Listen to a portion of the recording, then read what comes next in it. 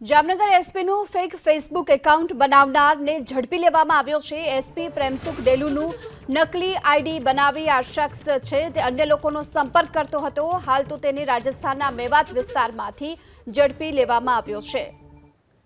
Jamnagar એસપીનું fake Facebook account બનાવનારને ઝડપી લેવામાં આવ્યો છે। રાજસ્થાનના મેવાત વિસ્તારમાંથી આ શખ્સની ધરપકડ કરવામાં આવી છે, જે નકલી એકાઉન્ટ બનાવી અને અન્ય લોકોનો સંપર્ક કરતો હતો। હાલ તો તે ઝડપાઈ ચૂક્યો છે।